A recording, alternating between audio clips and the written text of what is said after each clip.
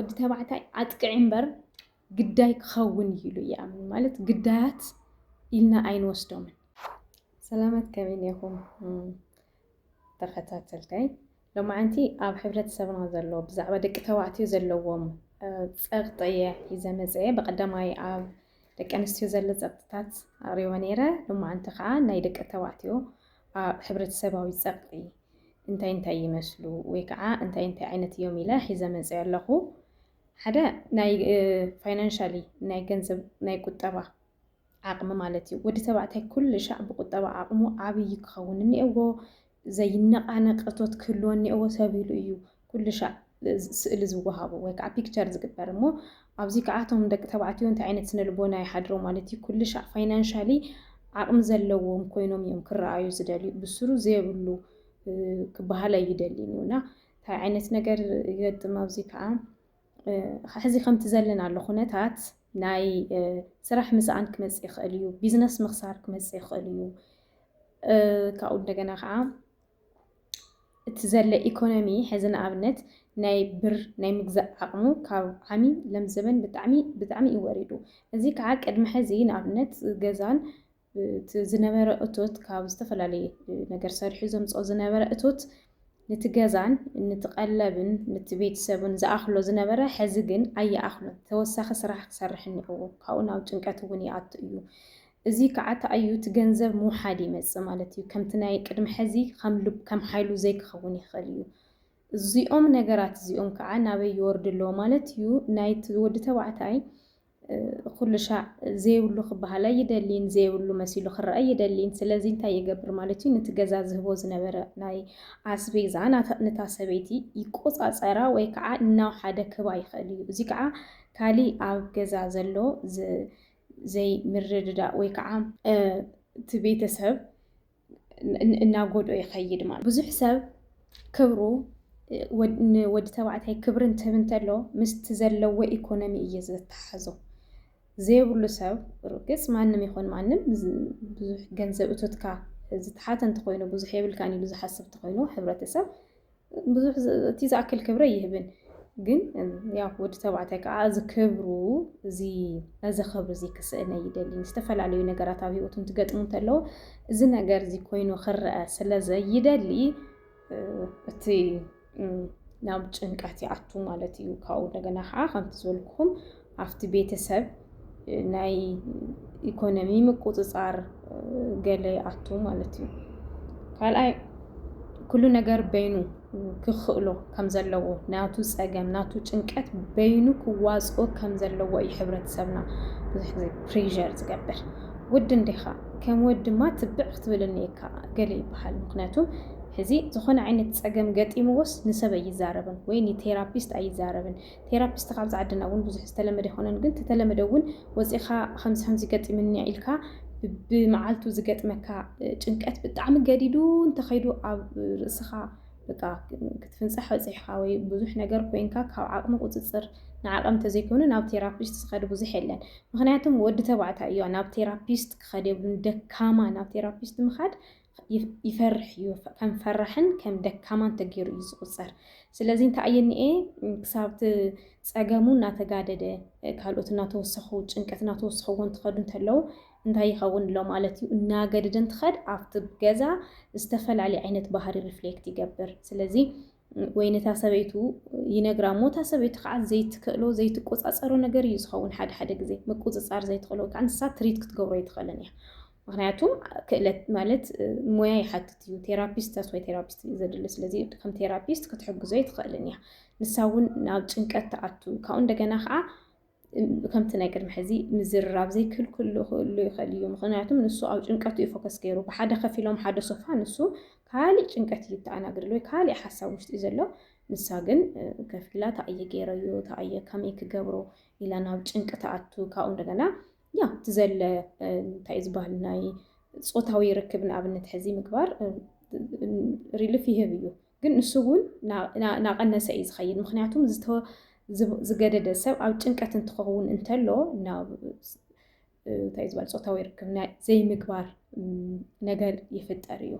እዚ ከዓ ንዓኣ ኣብ ካሊእ ነገር ውሽጢ ክትኣቱ ኣብ ካሊእ ጭንቀት ውሽጢ ክትኣቱ ዘይደለየ ንዴታ እየ ገይረዮ ገሊላስ ክትጭነቕ ይገብራ እዩ ንሳ እውን ብጭንቀት ናይ ቤተሰብ ሓላፊነት ኣብ ርእሳ ይወድቕ ኣሎ ማለት እዩ ምክንያቱም እሱ ብጣዕሚ ተጨኒቑ እኒአ ስለዚ እቲ ንሱ ዘይገብሮ ነገር ንሳ ክትገብር ትግደድላ ማለት እዩ ብጭንቀት ክትሓመም ትኽእል እያ ዝተፈላለዩ ሕማማት እንደገና ከዓ ኢነርጂ ባይዘወይ ኢነርጂ ፍሎ ይገብር እዩ ናቱ ጭንቀት ናብኣ ስለ ዝተኣታትዎ ዝተፈላለዩ ሕማማት ክመፅዋ ይኽእል እዮም ፕሬዠር ገለ ድፊት ስኢሉ እኮ ይመፅን ሕዚ ከዓ ዚስ ዴይስ ስትሮክ ዝበሃል ነገር እኒአ በዝሒ ጭንቀት እንትህልወካ እንተሎ ስትሮክ ይገጥም እዩና ከምኡ ዝመሰሉ ሕማማት እውን ይመፁ እዮም ሌላ ሳልሳይ ነገር እንታይ እዩ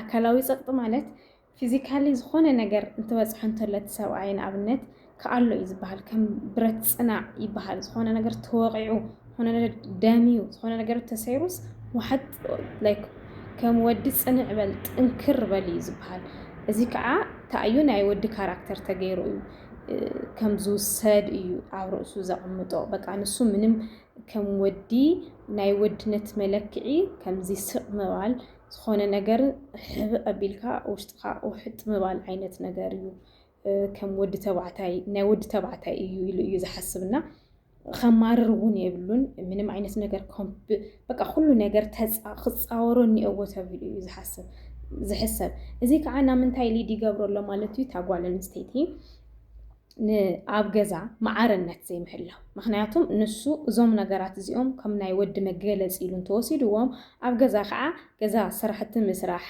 ቆልዑት ምንክብኻብ ቆልዑት ቴኬር ምግባር ምሕፃብ ኣብ ገዛ ዝስርሑ ስራሕትታት ናይ ጓል ኣንስተይትና ናይ ጓል ኣንስተይቲ ጥራሕ እዩ ኢሉ እዩ ዝሓስብና ብማዕርነት ኣይኣምንን ምክንያቱም ዘርኢ ዝነው ወይ ናይ ጓል ኣንስተይቲ ዝበሃል ስራሕ የለን ስራሕ እዩ ጓል ኣንስተይቲ ኣብ ክሽነ ክትሰርሕ እንትውለድ እንተላ ኣብ ክሽነ ክትሰርሕ ተፈጥሮ ኣይተዋሃባን በቃ ስራሕ ናይ ኩሉ እዩ ማለተይ ኩሉ ክለምዶ ዝግብኦ ነገር ኢና ኣብዚ ማዕርነት ንሱ ኣይኣምንን ማለት እዩ ስለዚ እዚ እንታይ ማለት እዩ እቲ ሕብረተሰብ ብዝገብሮ ፀቕጢ እዚ ዝተዛብዐ ኣተሓሳስባ ወይ ከዓ ዓርሶም ጉዳእ ብቲ ኩነታት ቪክቲም ኮይኖም እንደገና ካሊእ ሕብረት ቤተሰቦም እውን ይልክምዎ ኣለዎ መፃምዶም እውን ይልክሙ እዮም ማለት እዩ ራብዓይ ብዙሕ ሰብ ወዲ ተባዕታይ ኣጥቅዒ እምበር ግዳይ ክኸውን ይሉ ይኣምን ማለት ግዳያት ኢልና ኣይንወስዶምን ብዙሓት እኮ ጉድኣት ዝበፅሖም ወይ ቪክቲምስ ኣለው እዮም ግን ቪክቲም ኢና ኢሎም ኣይወፁን ምክንያቱም ብዙሕ ግዜ ወዲ ተወቂዐ ንኣብነት እኮ ቀላል ኤግዛምፕል ኮኑ ወዲ ተወቂዑ ኢሉ ከመይ ኢሉ ይመፅእ ይብሉካ ወቂዕካ ንዓ እምበር ተተወቂዑ እውን ውሕጥ እዩ ዘብላ ኩሉ ሻዕ ክወቅዕ ይኽእል ኣብነት እየ ዝብለኩም ዘለኹ ግን ካሊእ እንታይ እዩ ወዲ ግዳይ ወይ ናይ ዝኾነ ነገር ኣካል ጉዱእ ክኸውንስ እቲ ሕብረተሰብ ኣይፈቅደሉን ወላ ጉዱእ ኮይኑስ ውሽጡ እዩ ዝሓበኦ ብፍፁም ንማንም ኣይዛረብን ካብኡ ንዓርሱ እንታይ እዩ ከም ዝተሓተ ተወቂዑ ንኣብነት ንበል ሞ ተወቂዑስ ወላ ተሸኒፉ ድዩ ተሳዒሩስ ኣብ ዝኾነ ነገር እንበል ንሱ ጉዱእ ከም ዝኾነ እዩ ከመ እዩ እንተተዛሪብዎ እቲ ተወቂዐ ኢሉ ተተዛሪቡስ ንዓርሱ ከም ዘሕሰረ እዩ ዝሓስብ ዘሎ ስለዚ ኣብቲ ቤተሰብ ወይ ምስኡ ዘላ በዓልቲ ገዝኡ እንታይ ዓይነት ስምዒት ይስምዖ ንዓርሱ ኣትሒቱ እዩ ዝርኢ